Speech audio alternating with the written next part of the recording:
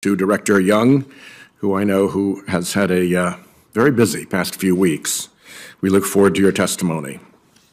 A budget is a statement of values. It makes clear what we prioritize.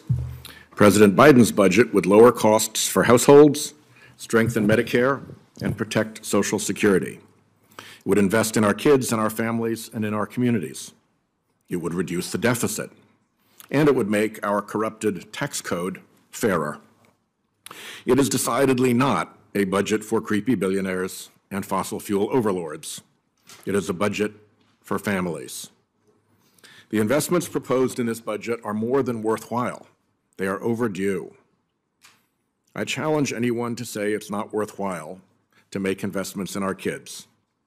The Biden budget would increase child care options for 16 million more kids, lower costs for parents, fund pre-K access for all 4-year-olds, and restore the full child tax credit, which we beta tested and saw work wonderfully well through COVID. I challenge anyone to say it's not worthwhile to ensure workers can care for a child or a loved one and still keep a steady paycheck. The Biden budget would guarantee up to 12 weeks of paid family and medical leave, bringing the United States in line with our peer countries around the world, all of whom guarantee paid leave.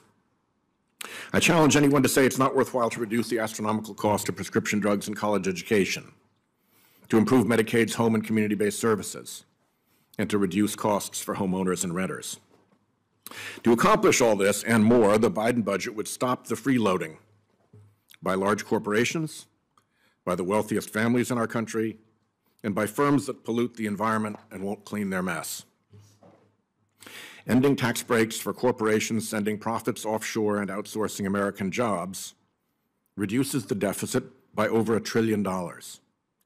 Ending nearly $100 billion in wasteful tax breaks for the fossil fuel industry and hundreds more billions in subsidies to big pharma not only helps the deficit, but is the right thing to do.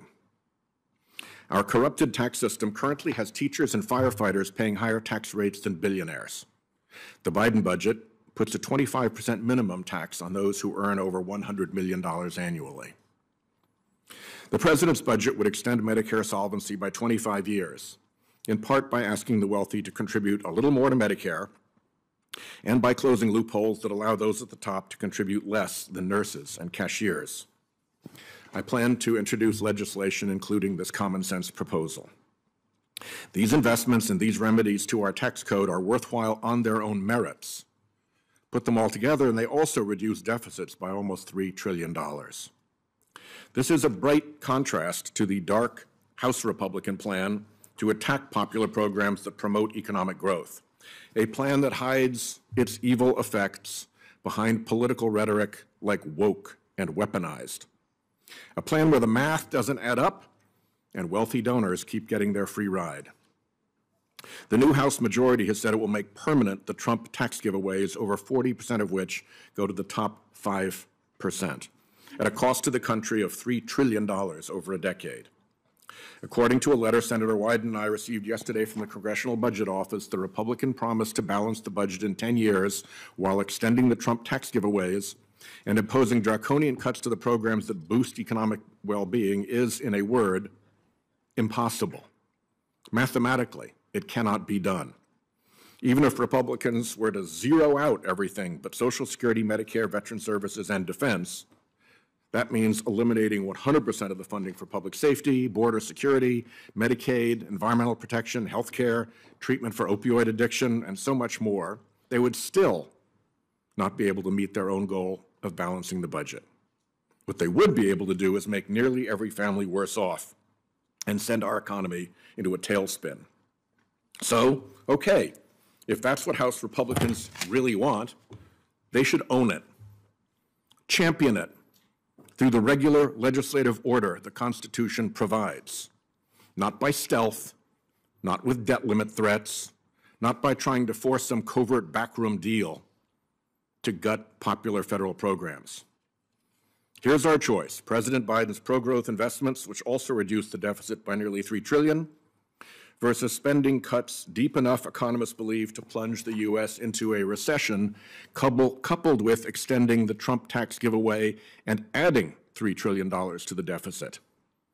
families versus creepy billionaires, economic opportunity and fiscal responsibility versus chaos and corruption. Seems like an easy choice. We welcome the debate. Ranking Member Grassley. Well, first of all, I appreciate your holding this hearing, and I hope it's the first of many more that we'll have discussing the nation's finances. And Director Young, I welcome you to this hearing as well, because we all know you have a very, very not only important job, but a difficult job. Some decades ago, when federal government was staring at maybe something as small as $200 billion budget deficits, there was then a Senator, Joe Biden, warned of quote unquote economic disaster unless Congress took quote unquote dramatic action on deficits right now. Senator Biden called for getting a grip on federal spending and limiting its growth with a temporary government-wide spending freeze. That's right, including COLAs. He called for reviewing the efficiency and necessity of government programs, and he pushed for changes to the budget process that would improve accountability and make it harder for presidents to pass the buck. Today, we face a far dire situation, and President Biden ought to borrow from Senator Biden's playbook. You might be interested in reading, none of you are going to do it, but May the 2nd, 1984, when this across-the-board budget freeze called the Grassley, Kassebaum, Biden-Baucus budget freeze passed the Senate by a one-vote margin. You might want to read about the hour-long speech that now President Biden and Senator Biden gave during that debate. Unfortunately, the president's budget proposal continues to take our nation down a path of fiscal and economic ruin. The White House referred to this budget as Biden's vision for the future of America. Let's talk about what that vision looks like.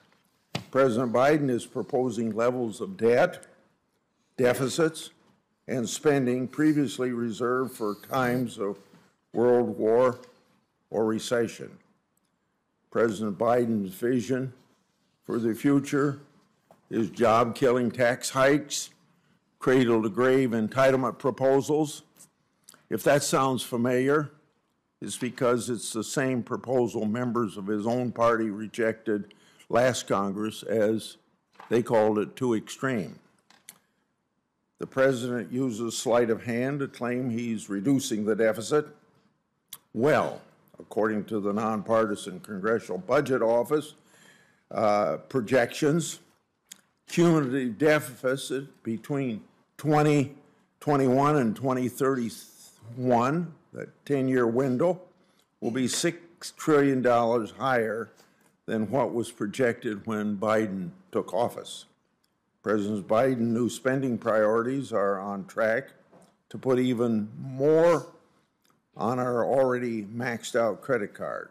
President Biden's vision for the future is a continuation of his administration's assault on fiscal health of our nation during times of economic uncertainty.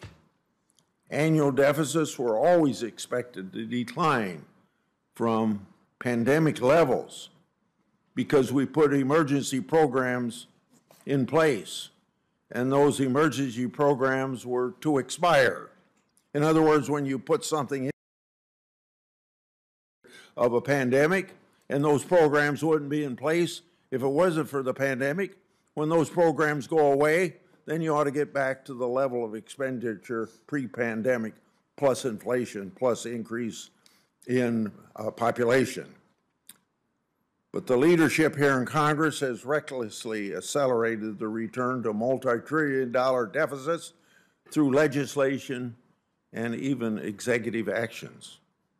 In 2021, despite warnings from President Obama's former economic advisor, Democrats abused the budget reconciliation process to fast-track a $2 trillion liberal wish list that sparked the highest inflation that another partisan reconciliation bill.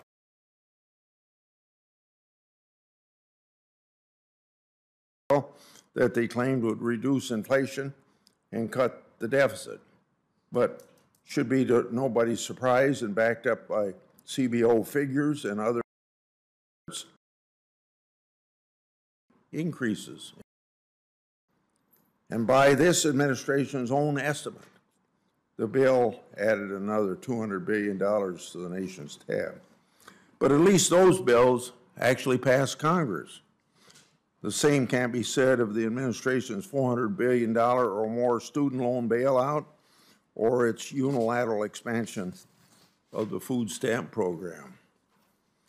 In President Biden's vision for the future, public debt dwarfs our nation's entire economic output. Annual deficits under Biden budget grow from $1 4/10 trillion last year to over $2 trillion 10 years from now. By 2027, public debt would surpass record levels set in the wake of World War II and continue to climb. We have a chart that shows that. Like a family or business that incurs more debt simply to make good on past debts, our nation's risk entering a vicious debt spiral as interest rates costs soar. In President Biden's vision of the future, interest on the debt costs more than the national defense. Interest costs nearly triple from $476 billion last year to over $1 3/10 billion at the end of the 10-year budget window, and total a staggering $10 2/10 trillion over 10 years, as you can see in the chart. That's $10 trillion in hard-earned tax dollars that will not go to improving the lives of Americans. With a larger share of our budget tied up in servicing our debt, we'll be less able to respond to future situations, pandemics, and foreign threats. In President Biden's vision for the future, American debt leaves us more vulnerable and less competitive on the world stage. At home, private business investment is increasingly going to be crowded out, leading to anemic economic growth, lower wages, and fewer jobs. And you get out of this budget situation not by growing taxes, but by growing the economy. We had bank failures this past week. Those bank failures highlighted how fragile our economy is right now, given decades high inflation and rising interest rates. The more Congress borrows and spends, the higher interest rates will have to go up, and ultimately it's families and small businesses that will suffer the economic consequences. President Biden's vision for the future includes $5 trillion in tax hikes on all income levels, including millions on families with incomes under $400,000, regardless of what the president says, limiting it to just people $400,000 and above. Tax revenues are currently at historic highs, yet the president wants to extract. Remember, inflation is a tax.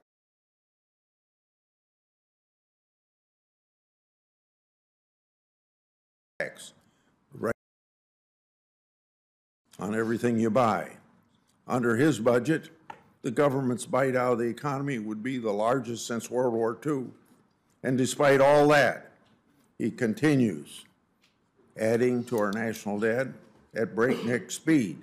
Clearly, we aren't going to be able to tax our way out of the current fiscal mess. To climb out of a fiscal hole that we dug, we must stop digging.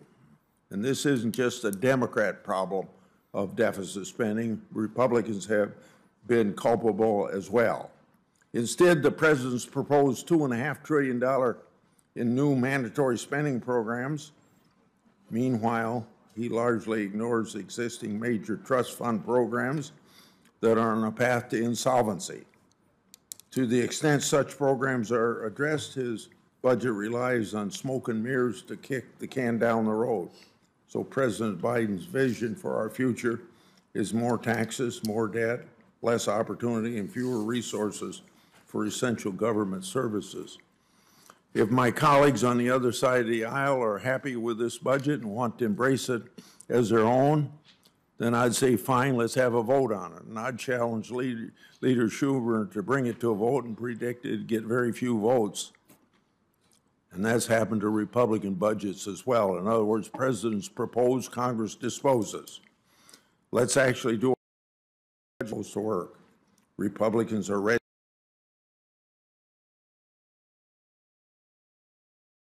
and willing to work with presidents to get a grip on Washington's out-of-control spending and debt, but working together will require a shared acknowledgement of the serious fiscal problems we're facing and a willingness to work across the aisle. And unfortunately, I don't see any evidence that in this budget. But Senator Biden recognized that when he wanted to freeze the budget across the board, helping me do that. Thank you.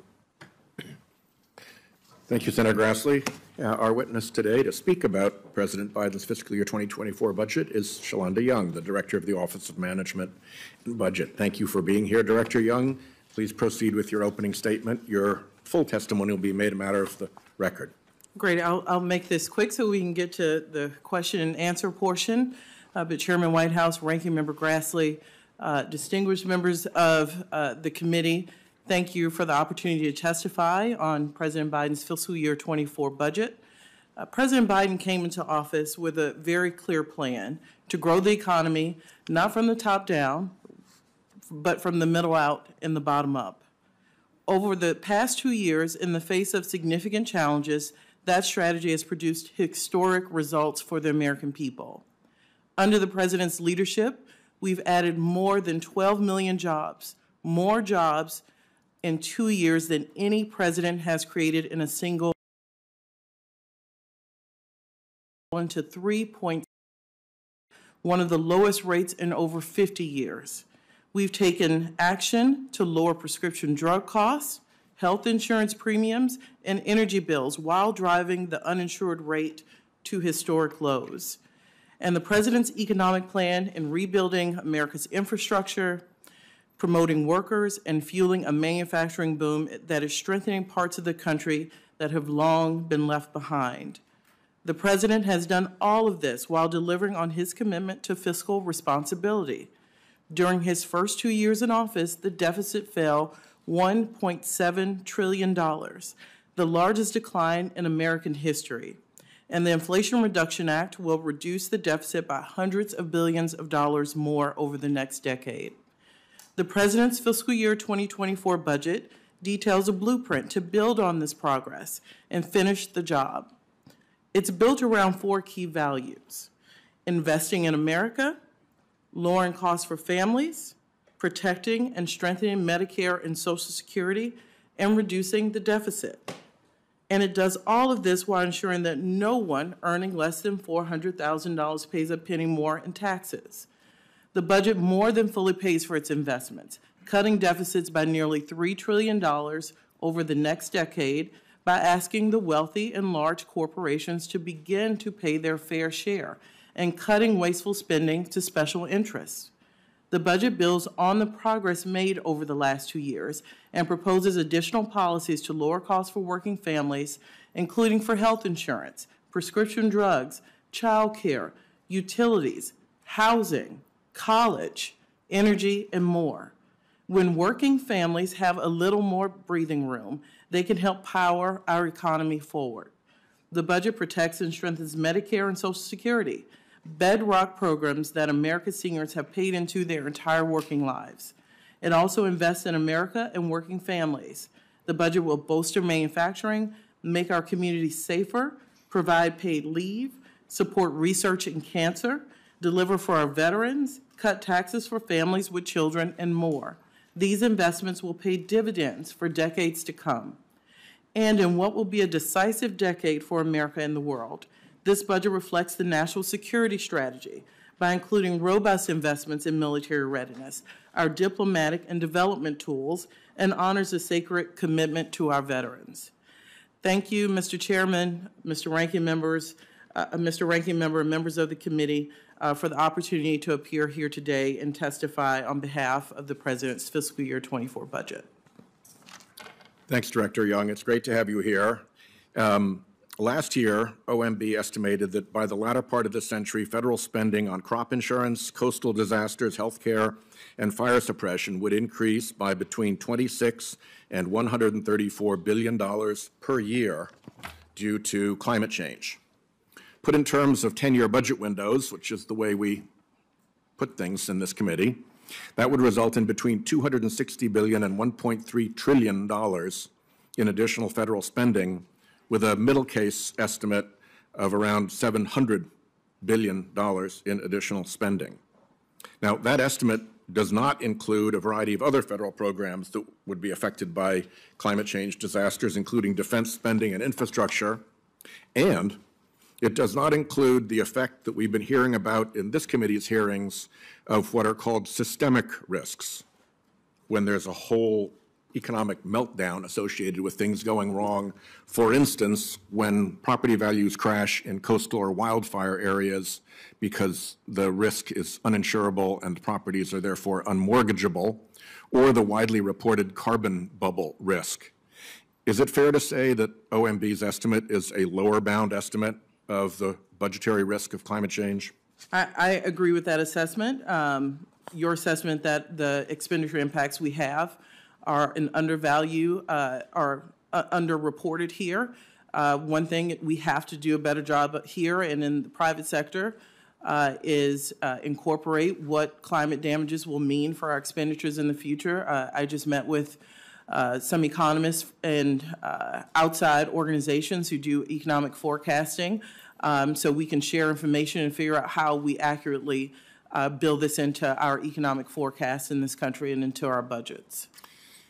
Freddie Mac's chief economist has suggested that a coastal property values crash is likely as a result of the sea level rise and storm risk, and that could cascade out into the economy in the same way that the mortgage wreckage of 2008 cascaded across the economy. How would you describe how well the federal budget did as a result of the 2008 mortgage meltdown? We saw the impact of that meltdown. I think most people would tell you the economic scarring from that took years to recover from. Some say, we still see some of the weaknesses that crisis brought to bear, and it gave us some lessons we learned in responding to the COVID pandemic and the economic outcome of that, which we learned to go big and address those problems head on, so we didn't see that scarring. But you're right, when you look at climate change and the potential for that level of crisis, if you compare it to the financial crisis of 2008, it could have sustained economic fallout for the United States and the rest of the global economy. One of the things that my friend Kent Conrad used to point out when he sat in this chair years ago was that the only times we've successfully balanced the budget over the last 50 years have been when revenues accounted for 19 to 20% of GDP. If we go below that, we go into deficit, and if we are accruing revenues then at that level, then we've got the chance to have a solid budget. Under the president's budget, what share of GDP would revenue account for? And how does that compare to the last time we had a balanced budget during the Clinton administration? So on average, the president's policies would bring in about 19.6% as a percent of GDP, and that's right in line where policies were, tax revenue was under President Clinton. As you mentioned, the last time we've seen budget surpluses. And a time when the economy was doing very well. Yeah, you also saw economic growth, and frankly, the investments we make here today is about growing the economy. We want more people in the workforce. Then you have to look at child care policy in this country. Can women and families enter into the workforce in a meaningful way? Well, most of them will tell you they need adequate child care in which to do that. Last question. The president's Medicare tax proposal seems like it would both make our tax code fairer and extend Medicare solvency, which looks like a win-win to me. Could you comment on that? Look, we will have disagreements about tax policy, I'm sure, a lot today, but the president's vision is clear here. There are billionaires, hundreds of millionaires in this country who pay a less effective tax rate than nurses, teachers, and firefighters. Some analysis have shown some billionaires have an effective tax rate of 8%. The president believes that is inherently unfair. He believes that the tax code needs to be changed to make sure that everyone pays their fair share in this country, not just working families. And we have several proposals in which to do that. Medicare, we have several proposals that would extend the Medicare Trust Fund by at least 25 years.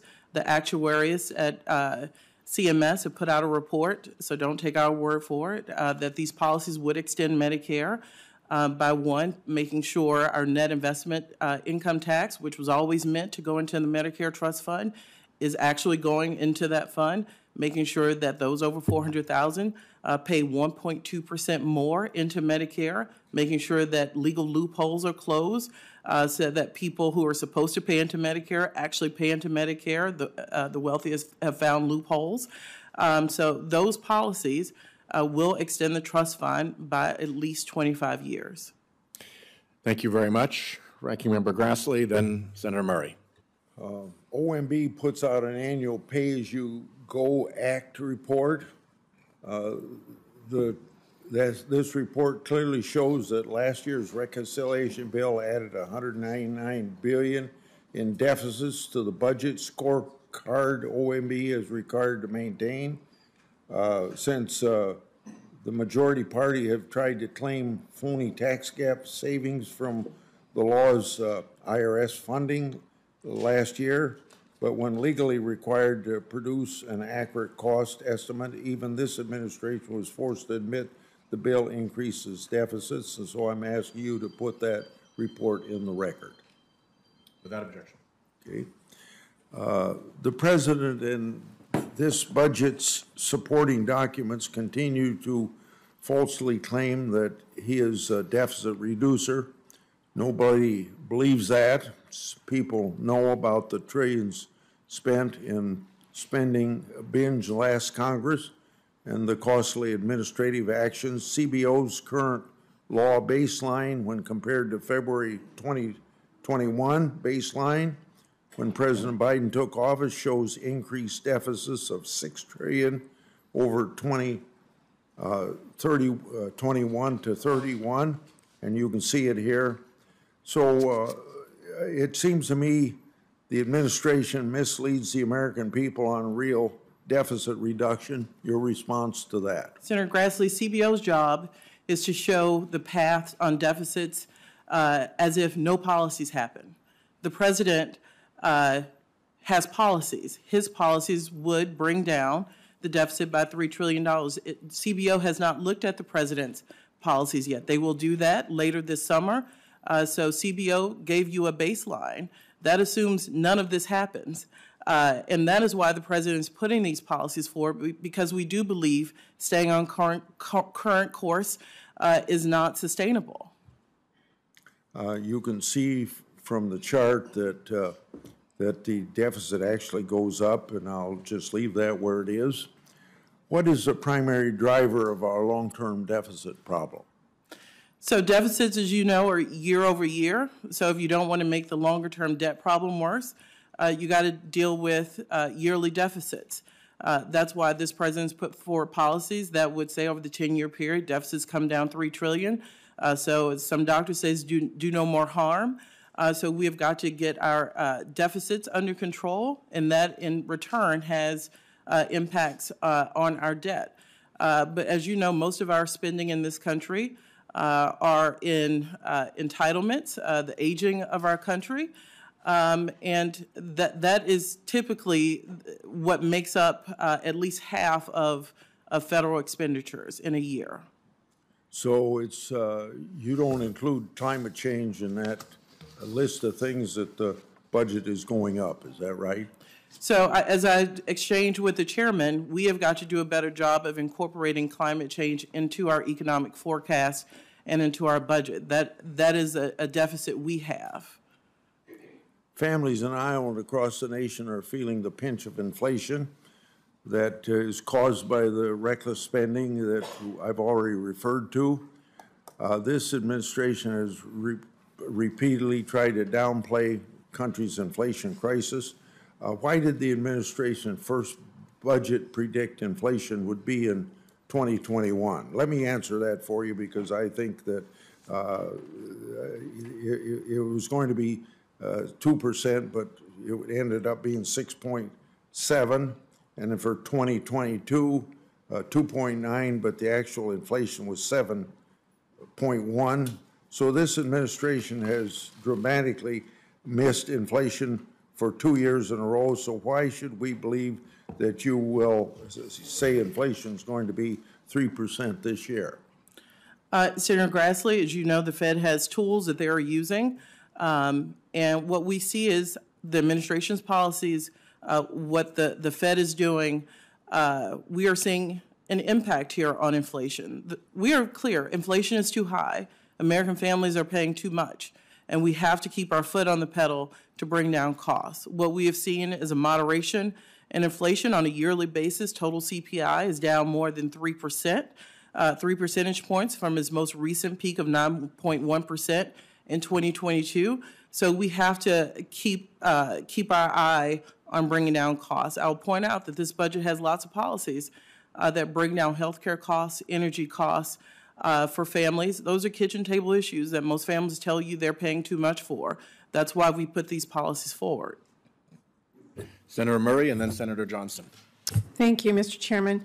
Director Young, thank you for coming here today and for all the work from you and your staff into delivering this budget. The President often says it, the Chairman said it a minute ago, a budget is a statement of your values. And this budget shows that President Biden's values are with the working people in this country, putting forth a budget that will build a safer, stronger country and ensure America stays competitive for decades to come, even lowering the deficit, all by simply asking billionaires and giant corporations to pay their fair share. There is a lot to like in here. The President's budget understands that tackling the child care crisis, as you just mentioned, is an investment in our workforce and in our economy, and it includes a lot of other important investments, everything from boosting the supply of affordable housing to strengthening Medicare and Social Security for the next generation. And those are the exact kinds of investments that House Republicans are attempting to hold hostage now or cut entirely as Congress looks to address the debt ceiling. The full faith and credit of the United States to pay our bills on time, like every family is expected to, should never be held hostage to score cheap political points. So let me be clear, for the sake of the House Republican colleagues, threatening economic catastrophe to cut Pell Grants is not the political winner you think it is. The President is absolutely right. We need to drop the politics, address the debt ceiling without any strings attached, and soon, just like we have done under administrations of both parties. Director Young, my question for you, can you talk to us about the importance of the level of non-defense discretionary spending proposed in this budget, and how a strong non-defense discretionary top line that does invest in our families and our infrastructure and our workforce directly strengthens our country's ability to compete with China and others on the world stage? Yeah, I'll add one thing to that as well, Senator, our national security. And what still baffles me is we keep defense on one side and State Department, USAID, FBI, Department of Homeland Security, all on what we call non-defense. So if we have to take drastic cuts to non-defense discretionary, some plans would actually wipe out non-defense discretionary. We would see drastic cuts to the only child care program we really have at the federal level. The child care block grants would be obliterated. So families who use that for child care assistance would be left out in the cold. Low-income heating assistance, which I know many of your communities rely on, also helps with cooling. That would be let go. State Department would be harmed. Our border operations would be harmed. So the list goes on and on. It would be detrimental to see those cuts. Sequestration, for example, we talked a lot about what happened in 2011 and 2012. That was a 5% cut, small in comparison to what some are talking about now. And some agencies, some programs that working families rely on are still trying to build back from those harmful sequester cuts. Well, thank you for that. And I'm just going to say that now we do have the president's budget. As chair of the Appropriations Committee, we are going to be pressing forward with the work of writing our nation's spending bills as quickly as possible in a bipartisan way. And I'm working very closely with Vice Chair Collins on this. I believe we have a real opportunity and a responsibility to work together to make our country more safe, more competitive, and do some good for the people we represent. And at the risk of sounding like a broken record, while it's good to see many Republicans acknowledge the need to build on these key defense investments, I have to say it again, as you just did, investments in non-defense spending are just as critical as investments in defense spending. We have to invest in our workforce to build those semiconductors here in America, just as we invest in military readiness. It's not a question of either or, we need both. So I do hope that my colleagues on both sides of the aisle take this into consideration as we do move forward on our appropriations bills through regular order. Rest assured, we are going to be very busy in our committee with hearings and markups to get these bills to the floor as soon as possible. And just let me say in my last 20 seconds, Director, thank you for the hand for sight in funding. You know that's important to my state. I'm glad that President Biden heard me loud and clear, and I really appreciate the progress that this budget makes. Thank you. Senator Johnson, then Senator Stabenow. Thank you, Mr. Chairman. Director Young, welcome. Seeing as this is the Budget Committee, I'd like to separate rhetoric from actual numbers and start using some numbers. We've heard a lot of rhetoric in terms of the wealthy. In your testimony, you said the wealthy, quote, we're going to begin to pay their fair share, unquote. So I think my question for you is, at what point will you consider the wealthy paying their fair share? The most recent analysis I have comes from the Tax Foundation for the tax year 2020, where the top 1% made 22.2% of the income, but paid 42.3% of the income tax. Now, 2019 analysis showed that they made about 21% of income and paid 24% of total federal tax. So again, the top 1% paid about 42.3% income tax and somewhere around 24% of total taxes. What would be a fair percent of total income taxes in your mind for the wealthy to pay? So I will point out that you talked a lot about federal tax. We have. I also did total tax with about 24%. So in your mind, again, you have to use metrics here. When will the top 1% pay their fair share? What percent of income taxes, what percent of total taxes will be their fair share? I'll go back to a statistic that I talked about earlier, where some analysis show 400 of the wealthiest families in this country pay an 8% effective rate. So let me start. The top 1% pay an average of a 26% top rate. The bottom 50% pay 3.1%. So the bottom 50% pay 3.1%. The top 1% pay an effective rate of 26%. That's a pretty big delta. That's a progressive tax rate. Again, I want to know what should the top 1% pay in terms of total income tax? What should they pay as a percent of total tax?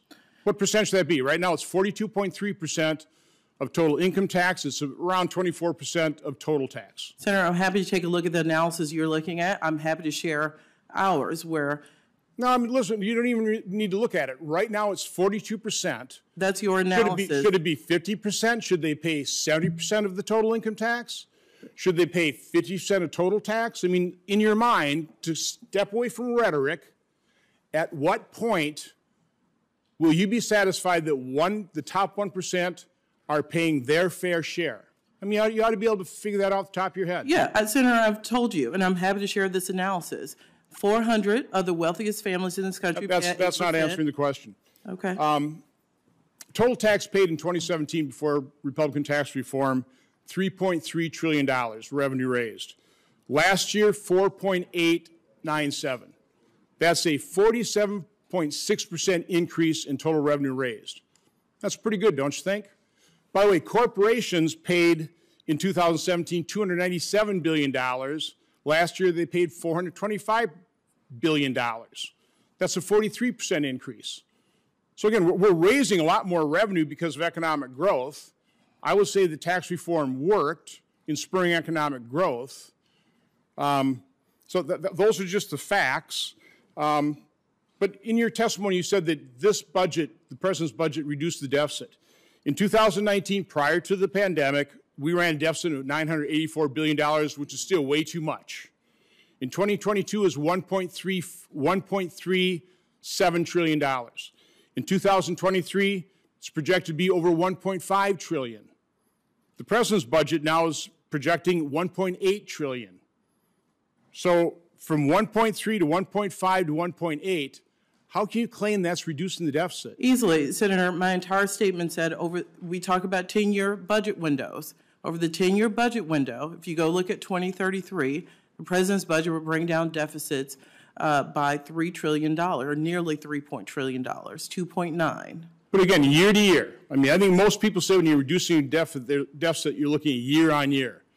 So we're going from 1.3 trillion to 1.6 trillion to now 1.8 in the budget. You're actually increasing the deficit by about $300 billion in 2024 as your projection over the 2023 projection. You're increasing the deficit. And by the way, that's a massive deficit, $1.8 trillion. What do you think is sparking inflation, which caused the Fed to start increasing interest rates, which is causing the run on these banks? At what point are you going to acknowledge the harm that this massive deficit spending is causing our economy? You're certainly not recognizing in your 2024 budget.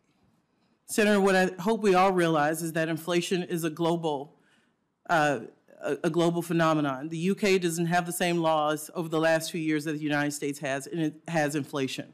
India, the same. Again, when America sneezes, the rest of the world catches a cold. Senator, it absolutely has nothing to do with one piece of legislation. Every developed economy in the world is experiencing inflation. What that tells us is there's not one piece of legislation passed by the United States that has an impact. It was trillions of dollars of deficit spending, trillions of dollars printed, chasing too few goods. That's what caused inflation, and that's what was promoted by this president. Thank you, Mr. Chairman. Thank you very much. We're going to turn to Senator Stabenow. Thank you so much, and welcome, Director Young. Thank you so much for your leadership for President Biden. So much to respond to, and I want to talk about one important Michigan project. But let me start by just saying for the record that what we know is that of all the deficit ever created in the history of the country, 25% came from 4 years of President Trump. And so we are certainly moving forward to lower that amount. You indicated $1.7 trillion in deficit reduction in the first 2 years. I think it is important to know that in your 10-year budget, you are proposing a $3 trillion reduction in what I've seen from particularly House Republican proposals that are public, that what they want to do, it would increase the deficit by $3 trillion by maintaining the huge Trump tax cuts and really doubling down on making sure that rich people don't have to pay their taxes through IRS audits and so on and so on.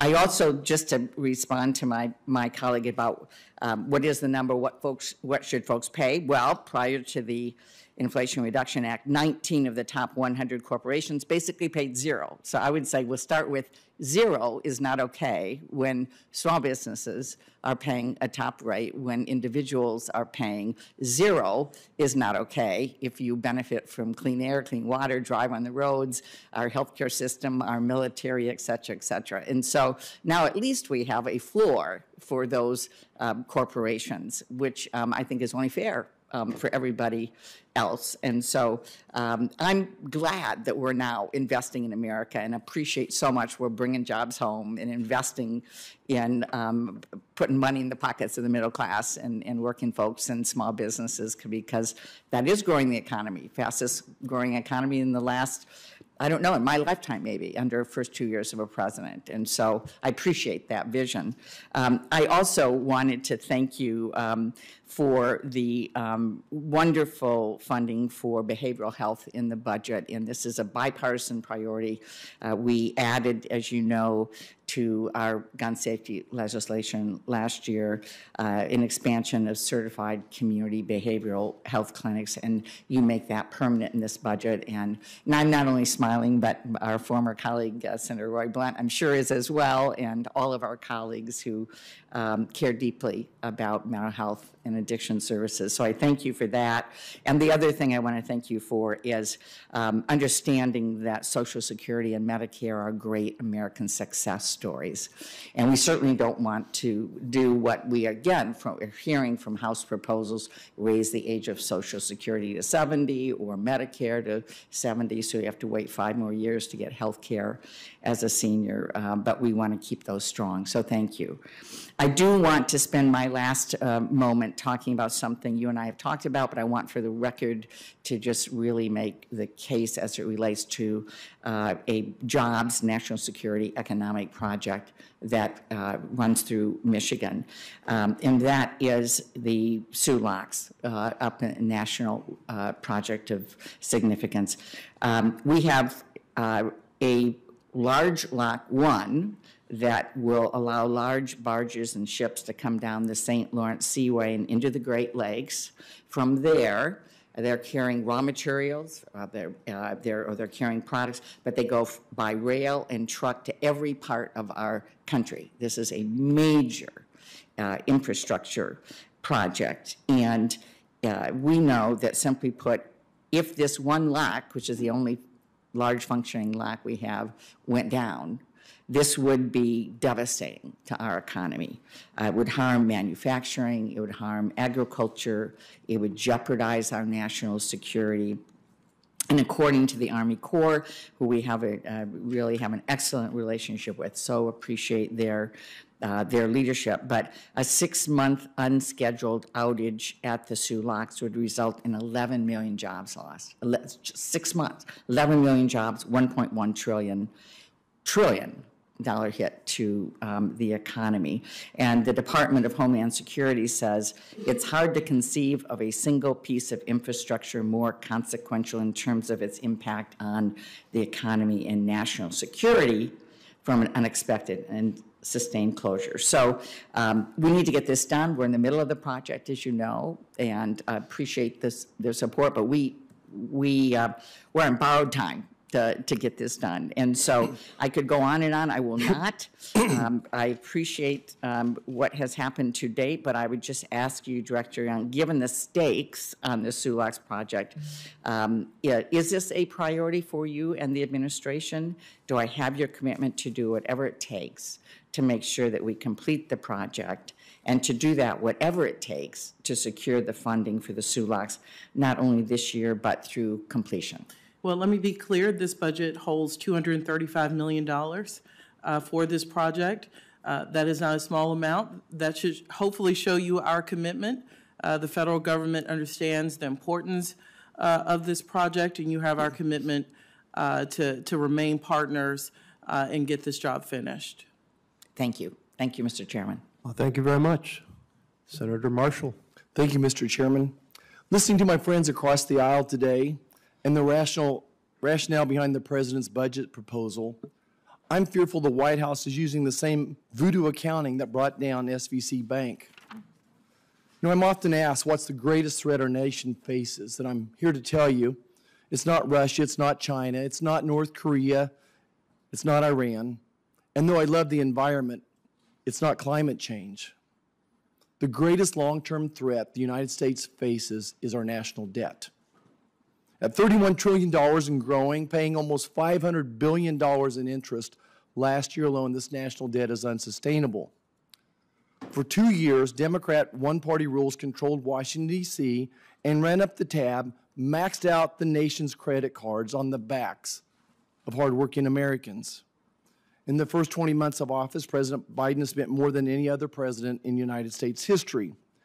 This reckless spending agenda has added another $3.7 trillion to the debt, a 13% increase, and costs hardworking families in the wave of 40-year high skyrocketing inflation, which we all know is a tax on hardworking Americans.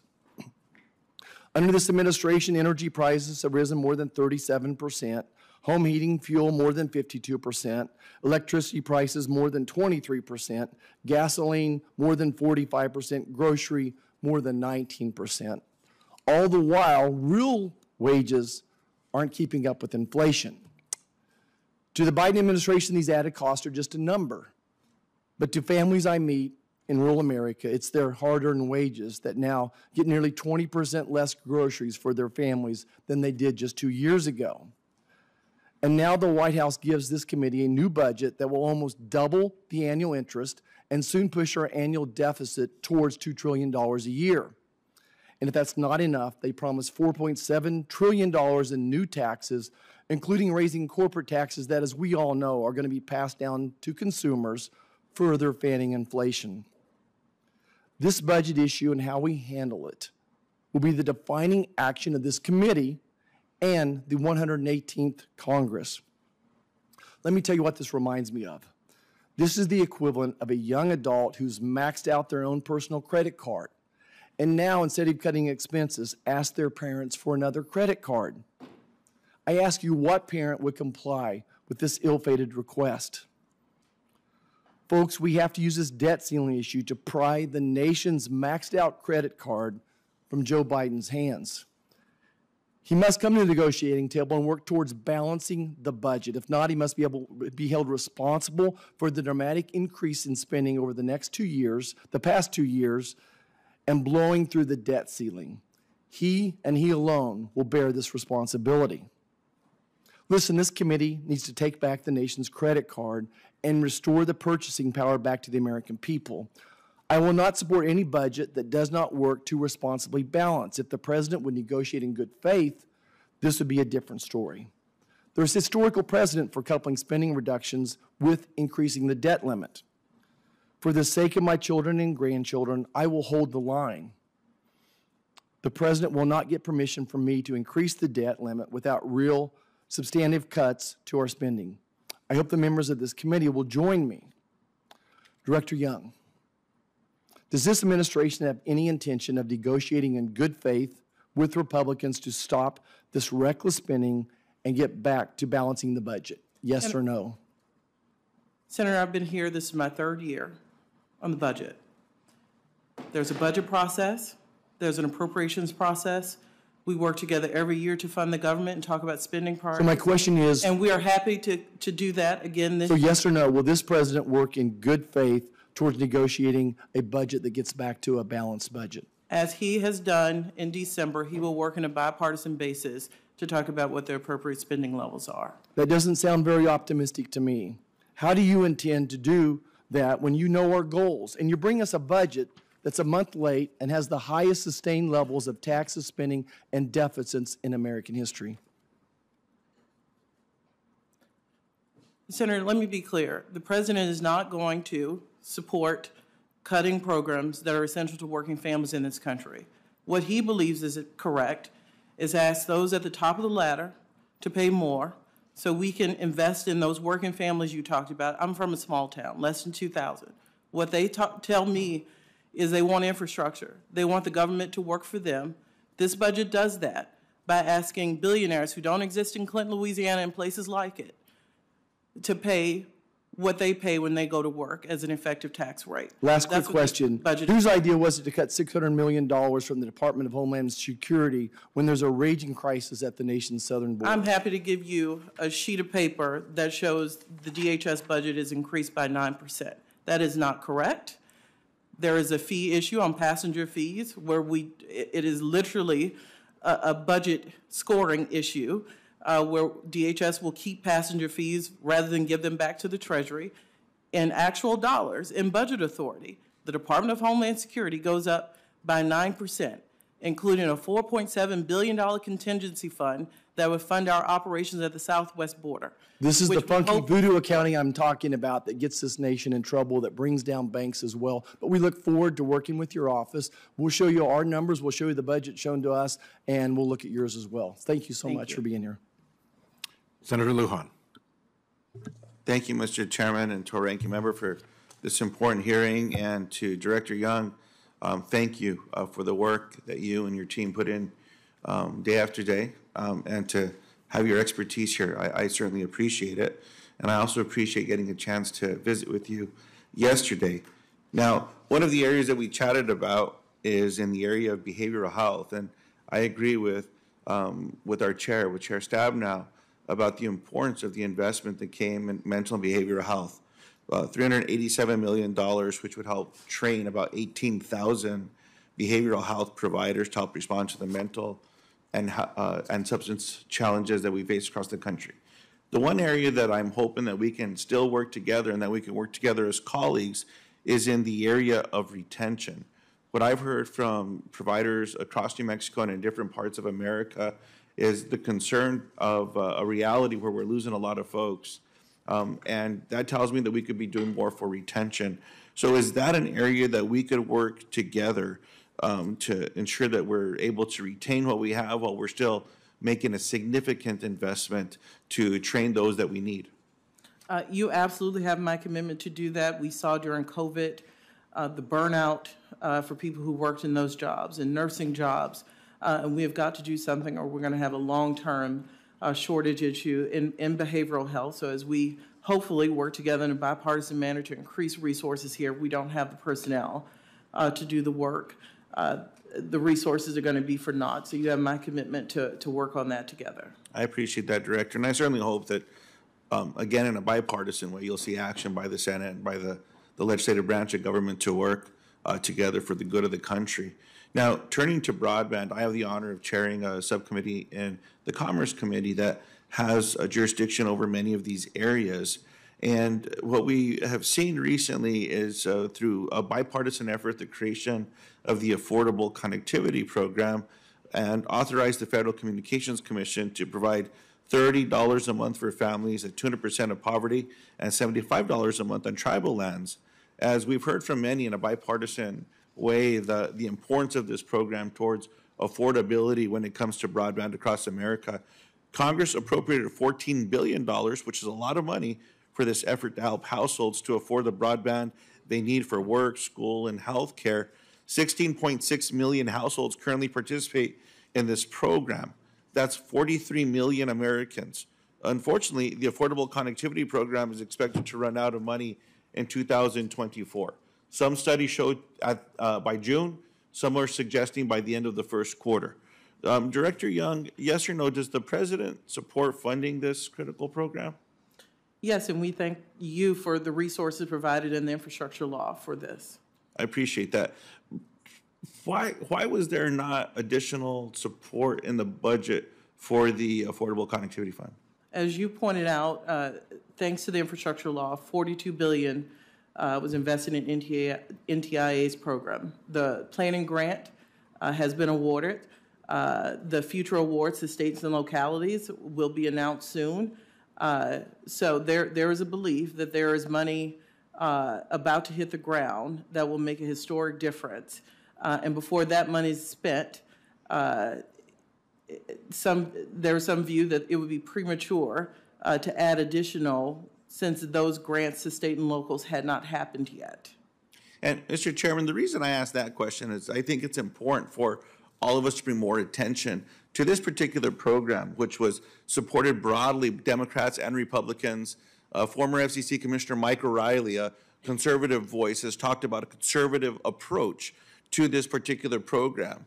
My concern is that the internet service providers and others that are responsible for this program, they have to start planning a few months in advance.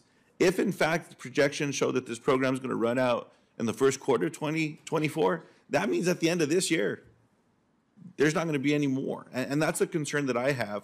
I certainly hope that we can look at all the ideas that are out there that allow us to ensure that this program, will in fact eliminate the digital divide. I mean, that was the point of the investment that we worked on together. And I would just point to a quote from the Urban League where their observation was if Congress fails to reauthorize ACP, the federal government likely will end up overpaying for broadband deployments. As a result, the federal dollars will end up funding deployments to significantly fewer unserved and underserved homes and businesses. So I certainly look forward to working with the committee in this space and with our colleagues across the board, and hope that this is something we can tackle together. Thank you, Mr. Chairman. Thank you, Senator Lujan. Senator Scott, and then Senator Van Hollen. All right. Thank you, Chairman. Director Young, thanks for being here. Thank you. I think you have an impossible job. I can't imagine trying to defend a $6.8 trillion budget. I mean, if you look at what this president has done, and you have to come here and defend it, the biggest budget in the history of the country, unbelievable increase, massive inflation, massive deficits, no plan to balance a budget. I mean, not even close to a plan to balance a budget, debt that continues to go up, wages not staying up with inflation, low labor participation. So I think you have an impossible task. I sent you a letter, just to make sure you had some of the questions I was going to ask. So let me just go through some of those. Do you believe that excessive government spending, especially deficit spending, causes inflation? As I talked to some of your colleagues earlier, I believe inflation, we see it as a global. No. My question is real simple. Do you believe excessive government spending, running big deficits, causes inflation? I believe one thing does not cause inflation, and what we see is inflation is pervasive around the globe. That's fine. I mean, no's an answer. So that's no. The federal debt has risen to more than $31 trillion. Since Biden took office, it's almost up $4 trillion. Do you believe that his budget reduces debt, the debt of the country? Senator One, I use 24.7 trillion. That is publicly held debt. The rest of the debt that you cite is other government trust funds. You think his budget reduces debt? Our budget focuses on the deficit, which in turn has an impact on the debt. So that's a no. Okay, that's fine. So is President Biden's budget balanced? Meaning, are we going to spend more than we collect? Senator, no, because we believe that would hurt working families. Okay. What are you paying right now for interest? What interest rate, and what's the duration of the debt? The duration of the debt, as you know, depends on Treasury policy on what they do in the bond market. But right now, it's about a little over 5 years, the maturity of the debt. And what's the interest rate that you're paying? The interest in your budget? Yeah, the interest rate is close to 3% on the budget on the debt. So, and do you believe do you believe in your budget, are you assuming interest rates are going to come down then? We do show what we believe are accurate forecasts where interest will rise and then level off. Of course, interest rates are rising now as the Fed deals with inflation. And what will the federal government have, under your budget, what will the federal government have to pay in interest expense next year? Over $600 billion, $661 billion. So as a percentage of the budget, do you know what that is? I'm happy to not do math here, but give that to you for the record. So since 2019, so pre-COVID, last budget pre-COVID, how much has the U.S. population gone up, do you think? You have any idea?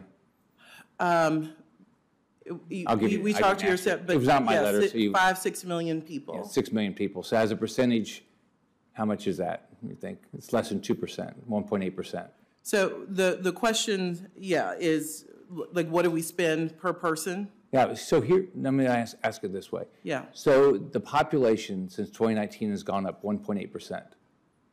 How much do you think your proposed budget has gone up from the 2019 budget? So one way we look at it is that spending is down roughly 5 percentage points of GDP since the president took office. So it's up. So here's the numbers.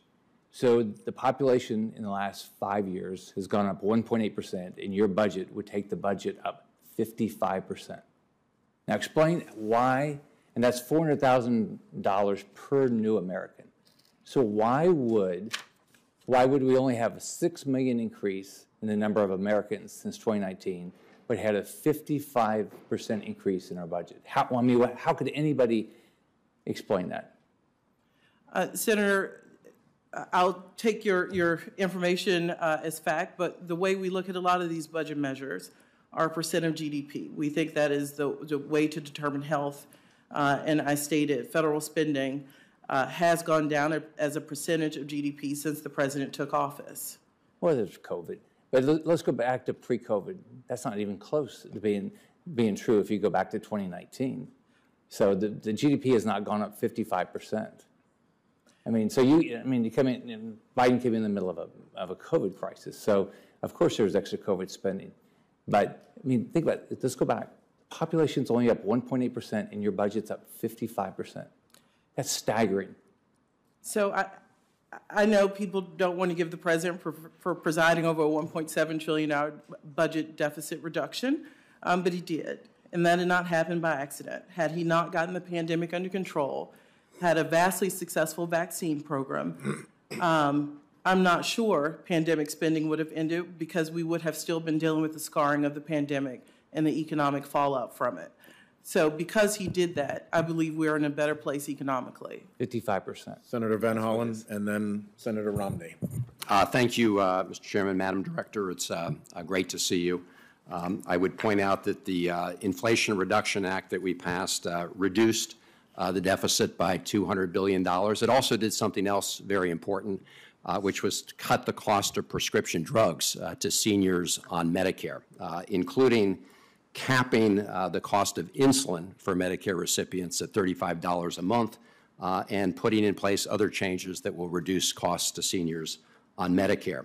I applaud you and the President for going even further in this budget in terms of saving costs for seniors on Medicare when it comes to prescription drugs. As I see it, you're talking about $200 billion in savings, which not only saves the taxpayer and helps shore up the Medicare program as part of your strategy to keep it solvent for 25 years, but it will also bring down the costs of drugs to seniors. Is that not right? That is correct. And Senator, one thing we have not talked anything about is outside of the Medicare population, this president has put in for the proposal to cap insulin prices for all Americans who have private insurance at $35 a month.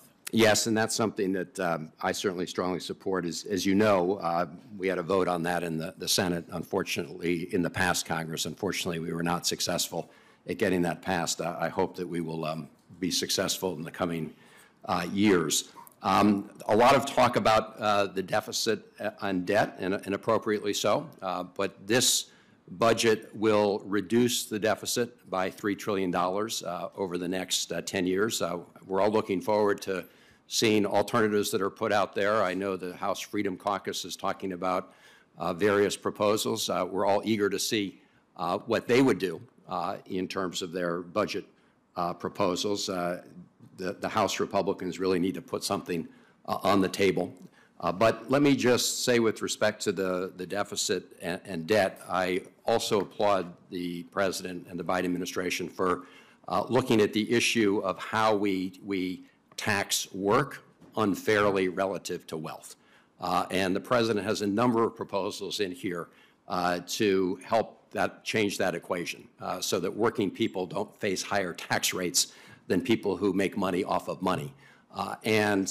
If you look at the long-term impact of the President's revenue changes in this budget, as I look at it, in addition to the $3 trillion deficit reduction over the first 10 years, the projection is $7 trillion in deficit reduction in the second decade. And while the debt as a share of GDP will rise because of the baby boomers and more people benefiting from Medicare and Social Security, under this budget, it is you stabilize the debt to GDP ratio in 2042. So could you just talk a little bit about that? Sure, Senator. Look, there's a choice here. We can zero out programs that communities depend on in the name of fiscal responsibility. But if you keep tax cuts for the wealthy, you actually do not save any money for the deficit, or we can continue to invest in the middle class through things like childcare, paid leave, those policies that bring people into the workforce, while asking those at the very top, the very, very top, to begin paying something that looks closer to what people who go to work every day pay as far as the tax rate goes. What that does is, as you pointed out, bring down the deficit over 10 years by nearly $3 trillion. And when you deal with deficits and bring down the deficits, it makes sure that our debt problem does not get worse. As you pointed out, we do have a population that's getting older, but what we can do is make sure our deficits are under control. And we're happy to enter into conversation with anyone who wants to talk about that. But this president is very clear. He believes the economy grows when you focus on those in the middle and working families. And when you look at how those at the very top borrow against money they never pay taxes on, and have incomes that are never taxed, he believes that's unfair. And this budget does something about it and puts us on a stronger fiscal path. I agree, and you know, I think it's been pointed out here that if you look at the total accumulated United States debt, a quarter of that was accumulated during just the 4 years of the Trump administration. And the debt ceiling was raised 3 times during that period. So I really hope going forward, as we work through the budget process and look at the House's proposal and look at the President's proposal and deal with the budget issues, that people will not take our economy off a cliff by threatening not to pay our bills on time. Thank you very much. Thank you, Mr. Chairman. Thank you, Senator. Senator Romney's up next. Thank you, Mr. Chairman. You know, I think it's helpful, if we're going to be responsible as we consider discussions about our spending and the budget, if we put COVID funding aside, because I think it's embarrassing to suggest the President has reduced the size of the deficit or reduced spending as a percentage of GDP. When we had COVID, we were in the midst of COVID, we passed extraordinary measures. The President, well, went far beyond Congress with a $1.9 trillion plan. To say somehow that he's been cutting the deficit is just not realistic. And Senator Scott described the change in actual federal funding on a baseline basis. I think if you're serious about discussing the budget and what's going on, what our needs are, putting COVID funding aside is essential for that conversation. On a separate topic, you know, I'm not aware of anyone in this category, but are you aware of anyone of the elected officials we have in the federal government, at the Congress, or anywhere else, that have proposed cutting or have currently proposed cutting benefits for Social Security of any kind? Senator, I have heard of proposals. No. You've heard of proposals from a current senator, currently or congressman, currently proposing to cut benefits to Social Security? Yes. Have they changed their position? No. Maybe. But yes. Members who are current members. I said, has anyone I mean, in the last several months or the last year, has anyone, Republican or Democrat, proposed Social Security benefits? So now you're asking if people change their position? Maybe. But there are records. Are you aware of anyone? There is a record. Are you aware of anyone? Excuse me. Are you aware of anyone? Are you aware of anyone proposing cutting Social Security benefits? Your first question, current members have well-known policies out there to cut Social Security and Medicare. That's simply wrong. That is simply wrong. And it's not honest to say that to members of Congress. That is simply wrong. There is no one who's recommending cutting Social Security benefits, all right? Number one. Number two, do you recognize that in the next 10 years or so, the trust fund on Social Security is going to run out, and under the law, benefits would be cut dramatically, like 25%. You're aware of that? I'm aware. Yeah. That's a problem, right? Of course. Well, why is it then that in the President's budget there's no effort to address that whatsoever? And while we clearly disagree on this, there are some who have policies on websites. I'm happy to print them and send them to the committee. Whether they have changed their position is another thing. who want to cut have policies. I'm sorry, that was not the question. The question was. So this president. I'm sorry, you've got to answer the questions as opposed to change the topic. Has put forth I asked the question: why did the president's budget not lay out how you would protect Social Security? This president believes the existential threat to Social Security are those who want to cut it. His budget says no. There's nobody in this committee that wants to cut it. I know of no Republican or Democrat in the House or the Senate who is proposing cutting Social Security benefits, and it's dishonest to keep saying it. It's offensive and dishonest and not realistic. We have a problem in Social Security. We need to address it. You agree we have a problem in Social Security. Make it clear, 1,000%. No Republican is proposing cutting Social Security benefits. Now, the question is, why have you not proposed in your budget any action to protect Social Security? Senator, I look forward to seeing plans that are very clear. The question is, why have you not proposed it? Why have you not made a proposal? They will not cut Social Security. This president has put it in black and white. We look forward to seeing a plan that suggests that Social Security is off the table. This president believes the biggest threat to Social Security are those who want to cut it. His budget says no. You know, I really do find that just offensive in the extreme, which is you can't name anyone who is proposing Social Security benefits. I have said, and I know my colleagues, no one is proposing cutting Social Security benefits for our Social Security recipients. No one is proposing that on our side. And you keep on saying that's the biggest threat. The biggest threat is in 10 years or so, the Social Security Trust Fund runs out of money and benefits get automatically cut by 25%. We don't want that to happen. I'm upset that the president hasn't included any effort to address that shortfall because I want to protect Social Security benefits for all of our recipients. Now, a question I have is, you do, fortunately, look at Medicare and suggest, hey, we need to take action to protect Medicare. I agree with that. I'm glad you do. You propose, however, the only solution is not cutting costs at all, but only raising taxes. Do you believe there's any prospect that Republicans are going to vote to raise taxes only as a way to save Medicare? For those over 400,000, I hope so, that they would raise those taxes. I said, by do you believe that Republicans in the House and in the Senate are going to vote to raise taxes and nothing else, just raise taxes to save Medicare? Well, that is not the only proposal.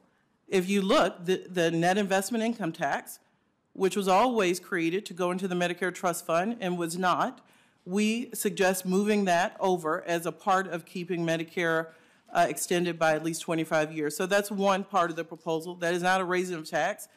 Do you believe, I know my time is up, do you believe that it makes sense for a bipartisan effort to work together to find compromise positions, common ground, to actually save Social Security and protect Medicare? Yes. Thank you.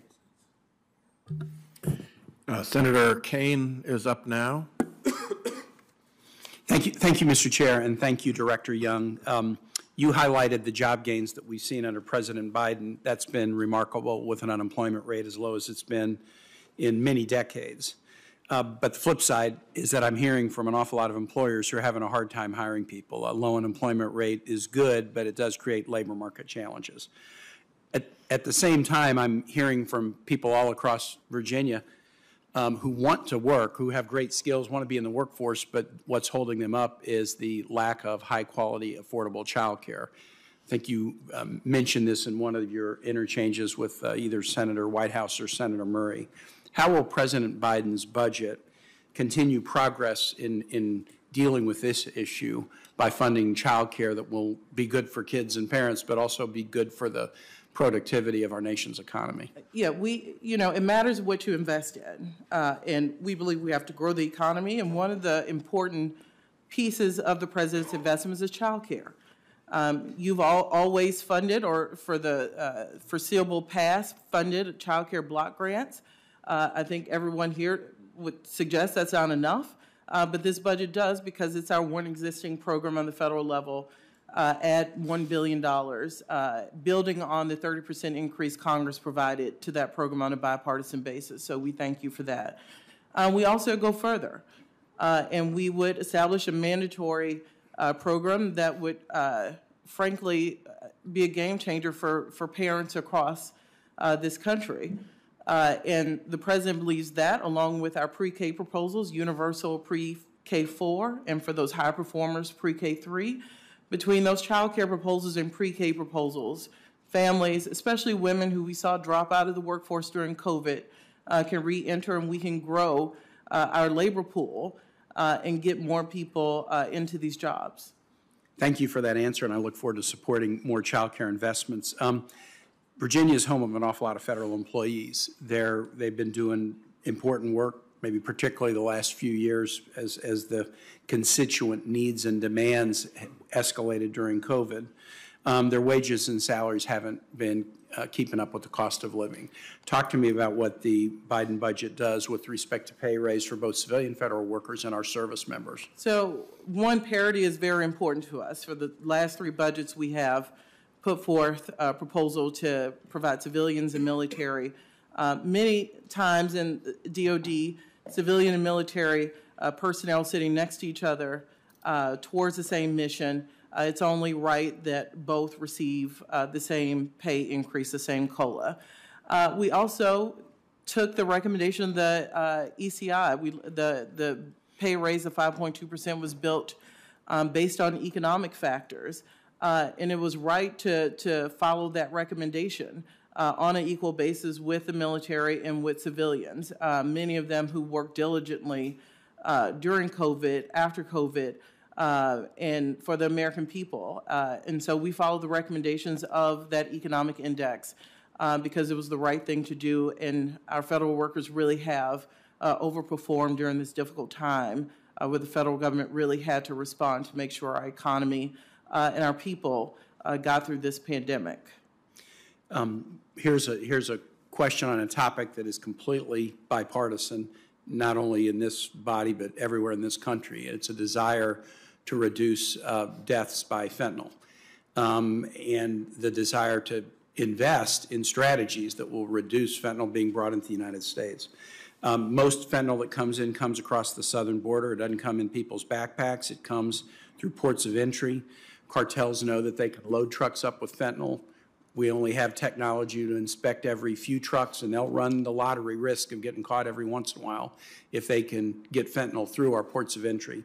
What does the Biden budget do to address strategies for interdicting more fentanyl at our ports of entry? So one, I've seen it. I've gone to land ports of entry. You see the car doors popped off and packed full of narcotics, a lot of it fentanyl. It's coming, as you pointed out, through our ports of entry. So we have got to have resources at our ports of entry to make sure we have the equipment in place. The infrastructure law I've mentioned a lot today started us down that path of real true investments in our land ports of entry. And we're going to build on that. This budget would have over $500 million for border technology that will also help with technology that would look for fentanyl. Additionally, $40 million for ICE to combat fentanyl trafficking and disrupt transnational criminal organizations to get at the root of the problem, and $9 million to expand DEA's operations there. So we've got to keep a forward foot and deal with this problem before it gets across the border. Thank you, Director Young. I yield back, Mr. Chair. Thank you. Senator Braun. Thank you, Mr. Chairman. I want to start off with just some statistics that are astounding to me, and also acknowledge that this migration into heavy debt through the federal government has been going on for a while, and I think it spans administrations. 2000, we were roughly $5 trillion in debt. We put a couple wars on the credit card. By 2008, we were on $10 trillion in debt. 08 to 16, the Obama administration, we went from $10 trillion to $16 trillion. 2 years later, I get to the U.S. Senate. We've now structuralized trillion-dollar deficits annually, therefore $18 trillion in debt. In a little over 4 years, we've gone from $18 trillion in debt to $31 trillion in debt. And then a blueprint for success in this country puts us $51 trillion in debt by 2033. I don't know how that can be sold to the American public as a sustainable, healthy business plan. We had a conversation yesterday evening that you're assuming all of a sudden we can raise 19 to 20% in revenues, when historically, over 50 years, it's been 17.5%. And yes, you did cite for a few years back in the Clinton administration, we did raise close to that. But you're assuming that we can do that going further. I almost had the CBO recalculate how that last tax cut and Jobs Act was playing into the economy, and that was chump change compared to what we're doing now. Remember, that was a $1.5 trillion giveaway to the rich. Pre-COVID, it was actually paying for itself. Sooner or later, if you're going to try to raise revenues when it's above historical levels, it always comes with a price of lower economic activity. And how do you justify that we're then, as far out as you're going to see, spending money in the neighborhood of 24 to 25% of our GDP? This puts us into such lofty territory. The only country in recent history that's ever been there is Japan.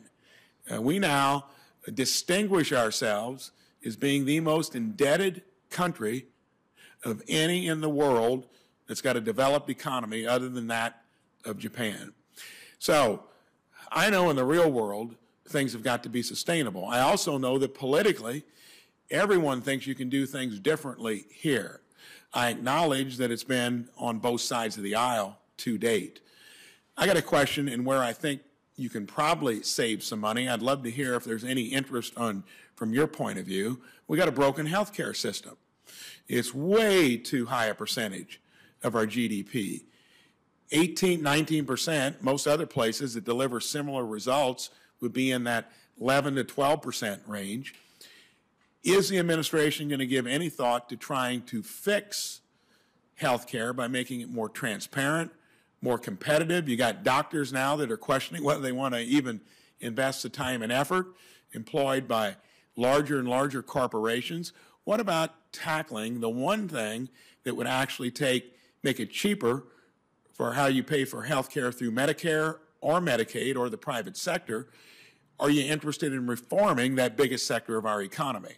Absolutely, Senator. You see some of our proposals here. Prescription drugs, for example, that not only saves money for seniors when we allow Medicare to negotiate, it actually saves the government about $160 billion to have more drugs in negotiation and to bring those negotiations forward.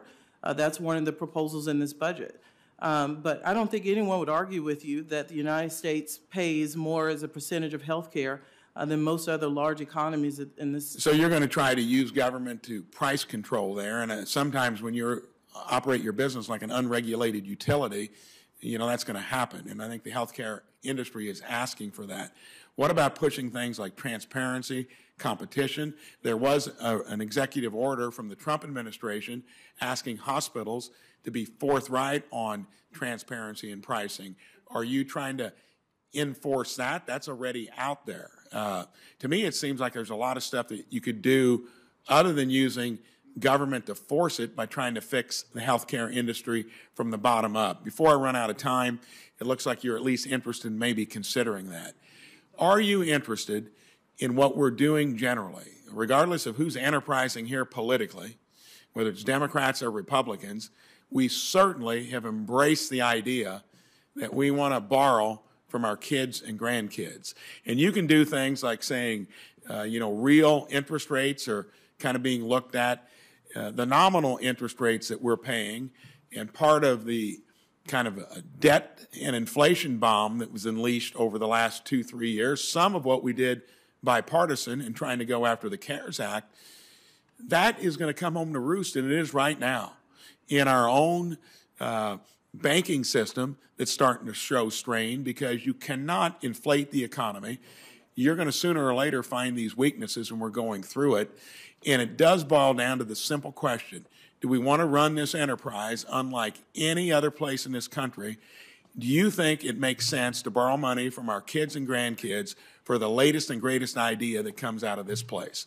That seems to be what you're doing here. Just give me a simple answer to that. Is it worth, it'd be like asking your kids at Thanksgiving, want to put an addition on their house, I want to take a vacation, and I want you to pay for it. Senator, the president's budget's clear. He's going to ask the wealthiest, top 1%, large corporations, to begin to pay their fair share in order that we can continue to invest in the American people. Well, good luck with it, because it's never generated more than a 17.5% percentage on tax revenues as a percentage of our GDP over 50 years. Therefore, I think you're being dishonest with the American public. Thank you. Senator Merkley is up next. Thank you very much, Mr. Chairman, and thank you, Director Young, for your presentation.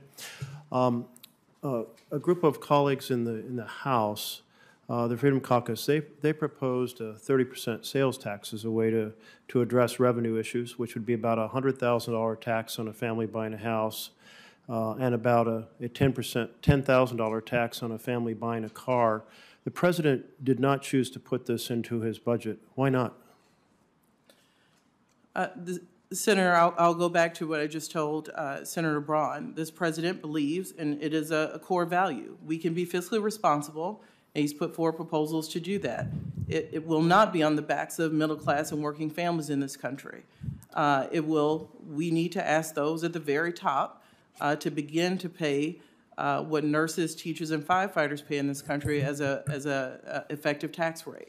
Well, thank you, because the idea that we're going to cut taxes on the rich, which is what the Republican plan in the House is, and put this massive additional tax on the ordinary families, I know it would not sell in my state one moment. I do a town hall in every county. Many of them are purebred counties. And the idea you're going to tax a family $100,000 in a house and $10,000 on a car, not a single person in the room would stand up for that proposal. So I appreciate the president not taking that tact and instead saying fair share. By the way, I did read the analysis behind the richest 400 families paying about an 8% effective tax. Very sound analysis. It notes that capital gains are basically go untaxed, unrealized capital gains, and that the tax rate for dividends and realized capital gains are much lower than the regular tax rate. And I for one, think that the richest 400 families should pay at least what a middle-class American pays rather than 8%. And that's what the president's budget seems to be saying. It absolutely is. The billionaire minimum tax, for example, states that those billionaires, hundreds of millionaires, should pay a minimum tax of 25%. We think that that is a fair way to have a tax system in this country where middle class and working families have paychecks, they get taxed. The ways you cited of getting around that, those same people often use that wealth that they never get taxed on to go out and borrow for homes, yachts, and if it's real enough to go out and secure loans, it's real enough to be taxed. Well, let's talk about homes and housing for middle-class Americans and low-income Americans, because it is the biggest issue coming up in my town halls. Can you talk about how the president's budget addresses the affordability of housing for ordinary Americans? Absolutely. We've got to do something about housing supply.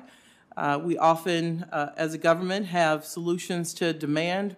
We have voucher programs that have been hugely successful, still important in some areas that have supply. Not every area in this country is the same, so vouchers are still necessary. But we are proposing, like we did last year, tax credits that would go to developers who build affordable housing in this country. Also recognizing that zoning laws are often an impediment to building.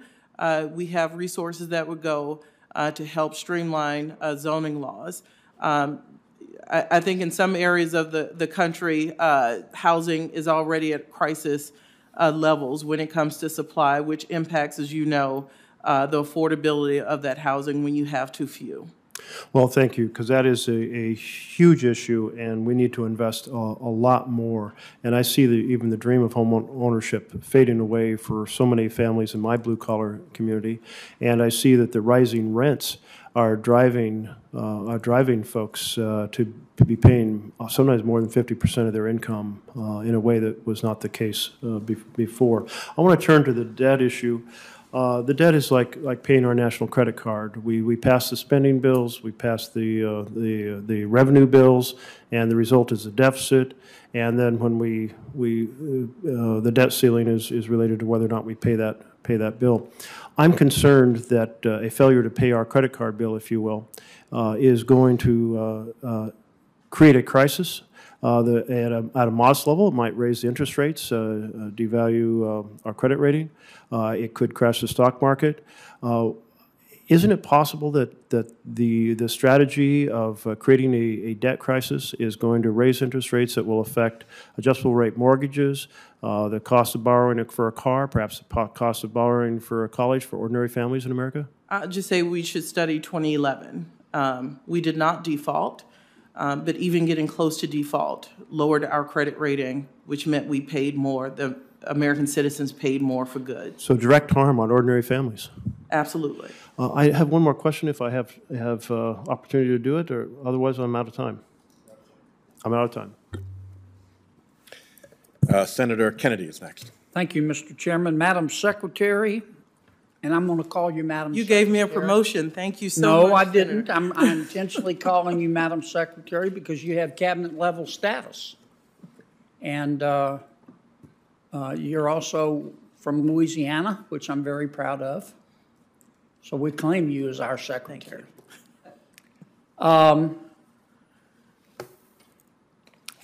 Does it embarrass you, and I know it must because it embarrasses me, this is not a loaded question, that the federal government continues, as we have for a while, to send money to dead people? And they cash the checks. You and I have talked about this a couple of years ago, and of course, we should not. That should not be happening. Well, here's what I'm hoping that the administration will take a look at. During the stimulus period, when we were trying to keep our society on its feet, we sent out checks to $1.4 billion worth of checks to dead people. And they were cashed, obviously fraud. And as best I can tell, we don't know for sure, but we send out between $1 and $2 billion of checks a year continuously to dead people. And they're cashed, obviously fraud. We passed a bill that said Social Security, which gets the information about who's alive and who's dead from the states, has got to talk to the Department of Treasury to make sure that its do not pay list includes people who are dead.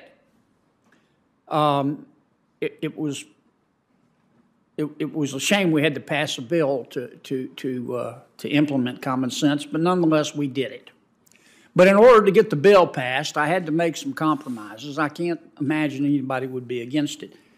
We're going to start doing that on December 23rd of this year, but it's only for 3 years. And the Government Accounting Office says we ought to make it permanent.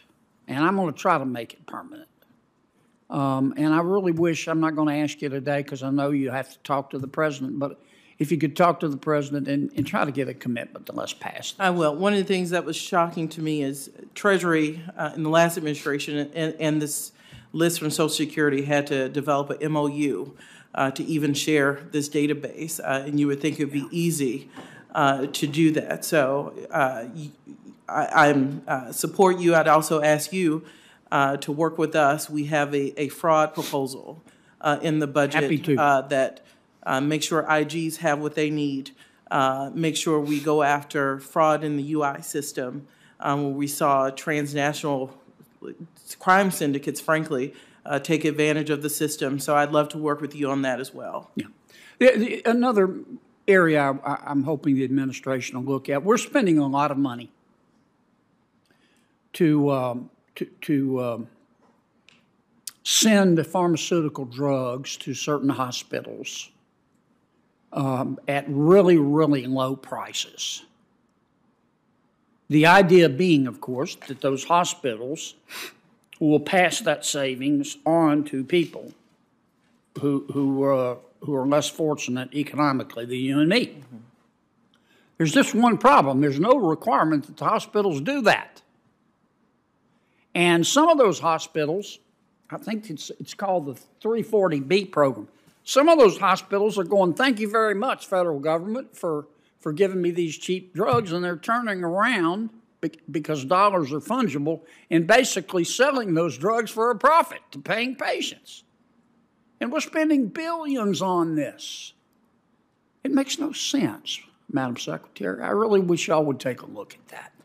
Happy to. We just had a long discussion about healthcare costs, and I'm happy to work with you and your office on this and bring in HHS and CMS to the conversation. Okay. My last question, I noticed, I listened to one of the president's press conferences, and he said, you know, nobody, no middle income people are going to have to pay any of this $4.7 trillion worth of new taxes. Is that really accurate? I mean, isn't the administration proposing in its budget to roll back some of the provisions, many of the provisions of the 2017 Tax Cuts and Jobs Act? No, sir. So you're not arguing that we should roll them back? We are very clearly in the budget state that the president would support extending those tax cuts for those making under $400,000. Now, he does believe we should pay for those. But he's proposing to roll back tax cuts for people who are making less than $400,000, isn't he? No, sir. I think he's saying the Trump tax cuts, as we call them, expire in 2025. So the 24 budget does not. Some of them expire sooner. Some of them expire sooner, like the R&D tax credit.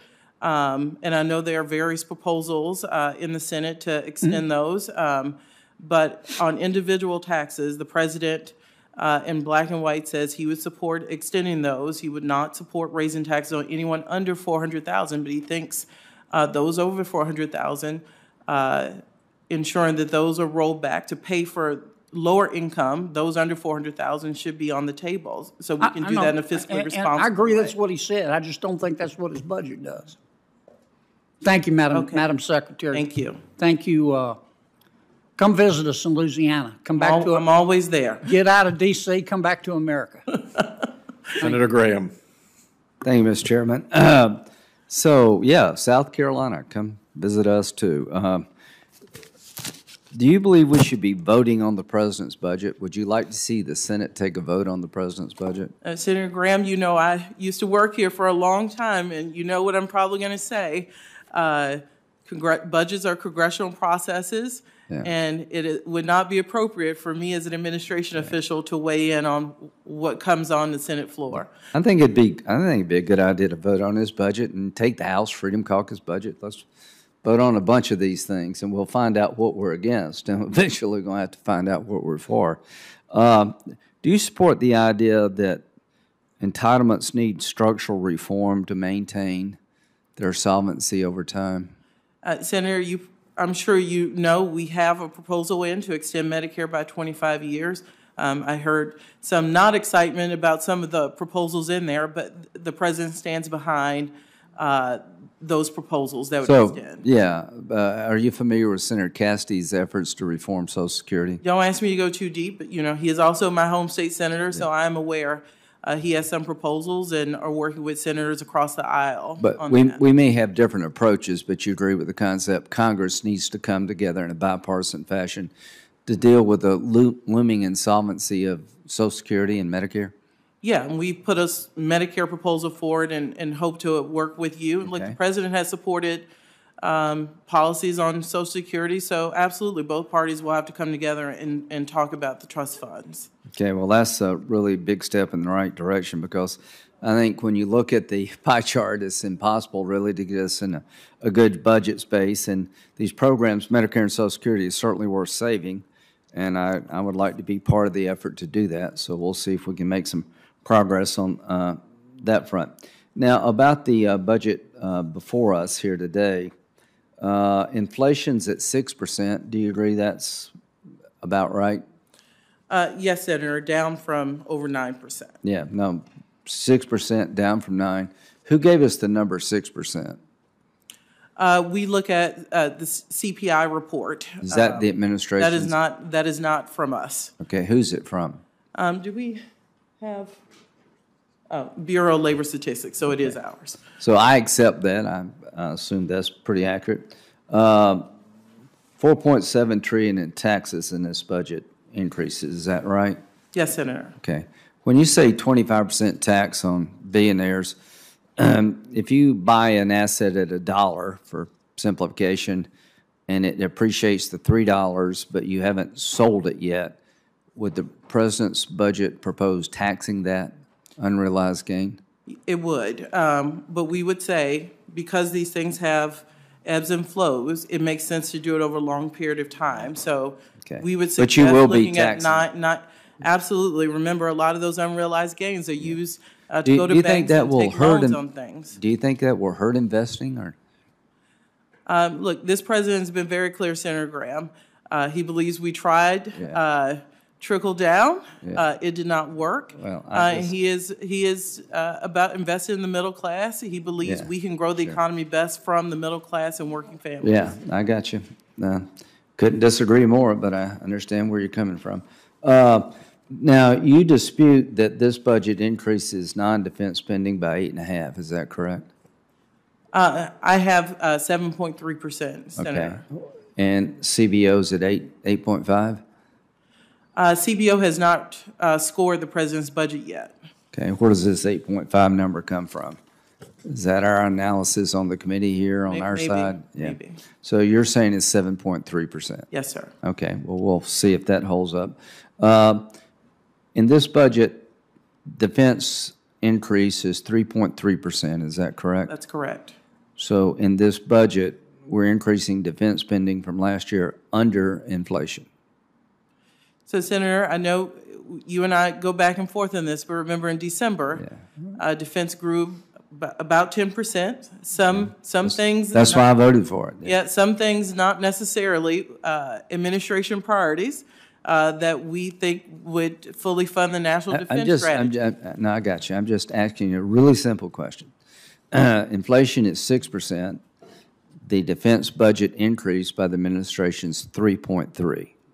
Those two numbers are accurate? I'm saying we are reprioritizing some of the funding. No, I mean, if I got the numbers right. You have the top lines right. Okay. We go into the December and reprioritize. And I'll just end with this effort here.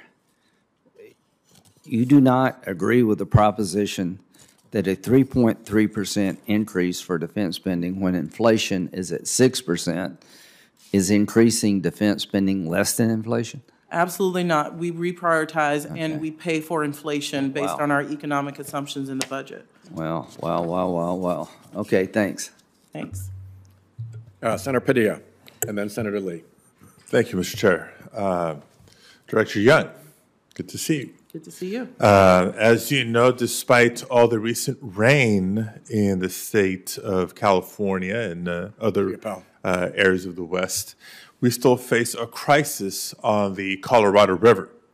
As drying conditions bring water reservoirs along the Colorado River to dangerously low levels, that means that 40 million Americans and farms across 7 states face severe threats to their water supply. And just to drive home the point, when I reference the farms in the West, I'm speaking to a key segment of our nation's food supply. So I want to first thank you for OMB's role in facilitating the administration's commitment to invest $250 million from the Inflation Reduction Act to address the public health and environmental disasters at the Salton Sea.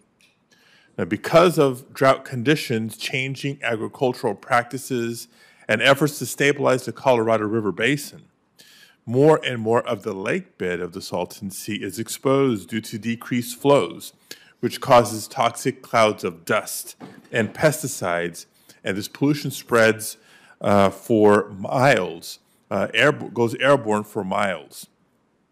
Addressing the Salton Sea is a critical linchpin of securing long-term deals to address water use in the Colorado River Basin. Second, the $4 billion included in the Inflation Reduction Act for the Colorado River, I think, should be just seen as a down payment, given the magnitude of the crisis facing the 7 states. It's going a long way. It was put to urgent good use, but it's a one-time investment in an ongoing concern. So my question is this: how is the OMB working with the Department of Interior, the Department of Agriculture, and other agencies to leverage Inflation Reduction Act and other funding as part of a whole-of-government approach to addressing the challenges facing the Colorado River? Well, one, we understand the problem. The Colorado River Basin impacts 40 million Americans, 7 states.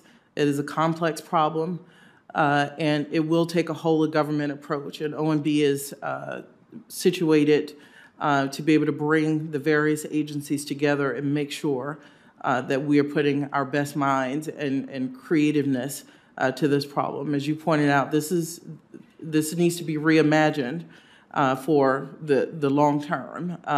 And we appreciate the infrastructure and the IRA funds. They're helping get us started, and without those, I don't know where we would be. But this has to be a long systemic change in how the government views the Colorado River Basin. And we're committed to doing that with your partnership. Thank you. I'll tell you where we would be without these investments. We'd be in dire straits. That's exactly where we would be. And another data point to underscore: half of the 40 million Americans who rely on the Colorado River are in California. So on a related issue, Director Young, during your confirmation hearing, which probably at this point seems like a decade ago to you, I raised an issue of a specific Army Corps project to improve levees along the Pajaro River near Watsonville, California. I raised it then as an issue of equity. The Pajaro River project was long overlooked because it would protect a low-income community with low property values. Now, it may or may not have been a conscious ignoring of that low-income community, but my point is the systemic consideration of these factors by the Army Corps of Engineers. Their rigid benefit-cost ratio formula systemically disadvantages projects that would protect communities like this one. So I was proud to help secure $82 million in the bipartisan infrastructure law to begin the project to reinforce the levees in this historically underserved and largely farm worker community of Pajaro, California. And unfortunately, I imagine you've seen the images for days now. Mother Nature did not wait for the Corps to complete its work. This past week, the levee broke, flooding the town and displacing hundreds of households. And many of the residents are now out of work long-term because nearby fields remain underwater. And these families won't be able to return to their homes probably for months. Director Young, you and I have talked about the need to address how the Army Corps, as well as OMB, should be thinking beyond just the benefit-cost ratio in order to ensure we're protecting vulnerable communities equitably. How can we shift the federal government's approach to ensure that communities like Pajaro and Watsonville receive the resources they need before it's too late? Yeah, well, one, you're talking to a child of South Louisiana. I pulled out more drywall than a human should have to, and it's devastating to families and communities. And those communities are more than a benefit-cost ratio. And you have my commitment to work with you in Congress to make sure there is change beyond when I'm in this seat, to make sure that we're looking at a way to be absolutely cost-conscious, because there's never enough money, even with the infrastructure law. Lots of communities have flood control projects that we can't get to. So we do have to be cost-effective, but this idea that poor communities don't deserve the same flood control protection as those with higher value in houses is just patently unfair. So I'm sorry we got there too late to those communities, but I certainly want to work with you and see what we can do to systemically change this for the future. Okay. Senator Lee. Thank you very much. Thank you, Mr. Chair. Thank you, Mr. Chairman, and thank you, Director Young, for being here. I want to start out by correcting the record. One of our colleagues made a comment moments ago suggesting the House Freedom Caucus has proposed and is actively pushing a 30% national sales tax. It's just not true. House Freedom Caucus has one member who asked for a vote on something like that, but the Freedom Caucus itself doesn't do that, nor would the Freedom Caucus support that in the absence of a full repeal of the 16th Amendment, which seems, let's just say, unlikely at the moment. I do, however, applaud the House Freedom Caucus for the work that it's done in proposing ideas to get us on a sustainable spending trajectory. They recently proposed, in fact, that Congress should be responsibly reducing spending growth rates. The biggest problem we've got is the rate at which government spending grows is faster than the rate of increase, the rate of economic growth within our country. And if we took care of that in time, we could get to balance over the course of a few years. They've also identified some areas where cuts would be appropriate, particularly on the discretionary side of the budget, while enacting meaningful regulatory reform to make sure that Congress, and not unelected, unaccountable bureaucrats, will have ultimate decision-making responsibility over regulations that affect economic growth and ultimately revenue. I do want to remind everyone, anyone watching this hearing, as well as American taxpayers more broadly, that it's Congress that ultimately determines annual spending and revenue levels, not the President's annual budget. Although required by law, the budget request of the President that he submits annually to Congress has long been a political messaging document reflecting the policy goals and ambitions of the current President's administration. And it should be noted that many of the largest policies embedded in this particular request have zero chance of becoming law, particularly in the current divided Congress, and with good reason. President Biden's FY24 budget message to Congress alludes preposterously to, quote, delivering on his commitment to fiscal responsibility, close quote. And then it quite misleadingly makes a claim in an effort to claim credit for reducing the FY 2022 budget deficit to $1.4 trillion from the record high $3 trillion budget deficits in both FY 20 and FY 21. To provide actual context and to set the record straight on this, remember that FY 20's deficit included roughly $2 trillion in deficit-financed COVID relief from early 2020, something that was passed in both houses with overwhelming bipartisan support. FY 21's deficit included most of the $2 trillion cost of the deficit-financed spending bonanza that congressional Democrats and President Biden enacted without a single Republican supporting. At a time in March 2021 when inflation was still below 2% and the economy was already well on its way to recovery. FY 22's sharp deficit decline is solely attributable to the expiration of pandemic spending, and yet it was still hundreds of billions of dollars greater than what CBO projected pre-pandemic. I'd further add that I find it curious, if not troubling, that the President claims to be a steward of fiscal responsibility, with a track record on deficit and debt accumulation in the last 2 years, during which there was Democratic control of both the House and the Senate. His claims there don't add up. Director Young, this budget request proposes even more spending over the next 10 years than current law projections would suggest. We obviously disagree on that point, you and I do, but I'd be curious to know what, if any, proposed programmatic spending cuts or spending freezes the last, at a minimum on the discretionary side, are contained within this budget. Can you identify any of those? We have an entire fact sheet I'm happy to share with this committee about what spending cuts this president would take on. One, pharma, paying pharma less by negotiating prescription drugs and saving the American taxpayer $160 billion. Also closing tax loopholes for big oil. We Those had a aren't profit of spending $200 cuts, billion. those are tax increases, but. No, yeah. I mean, our tax cuts, do they not cost the American people? Yeah, we use different accounting terms, different language to describe those. I'm asking specifically about. They add to the deficit, Senator. So we believe the appropriate thing to do is to close those tax loopholes.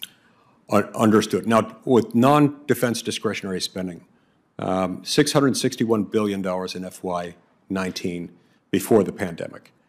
The president's budget calls for $1 trillion for non-defense discretionary spending in FY24. This is completely unrealistic as an increase, even from the FY2023 levels. And I endorse wholeheartedly the Freedom Caucus proposal to cap non-defense discretionary spending. Would the president ever consider capping non-defense discretionary spending, and if not, why not? Well, one, those aren't the correct numbers. Non-defense discretionary in the president's budget for 24 is $688 billion, compared to $886 billion for defense and $121 billion for VA medical care. Look, Senator Lee, your time has expired. Thank you. Thank you, Mr. Chairman. Thank you, Senator. Thank you, Director Young. We have a vote to get to, so I'm going to conclude the hearing. I appreciate very much your testimony here. Anybody who has questions for the record has until noon tomorrow to get those questions in, and we'd ask you to try to respond to them within 7 days of receipt. I'll just conclude by thanking you very much for the President's attention to the blatant injustice of the tax code. It is the product of the power of big special interests and wealthy donors. Enormous amounts of money go out the back door of the tax code to benefit the wealthiest corporations and people in this country. The number you used of an 8% tax rate for the 400 biggest tax filers, the 400 number has long been a terrible problem, and it means that those super wealthy tax filers are paying lower tax rates than their limo drivers, lower tax rates than their private jet pilots, lower tax rates than their household staff, and as Warren Buffett famously observed, he paid lower tax rates than his office staff. That has to stop, not just as a matter of economic probity, but as a matter of simple decency and justice. So thank you for keeping the pedal to the metal on that. And with that, the hearing is concluded.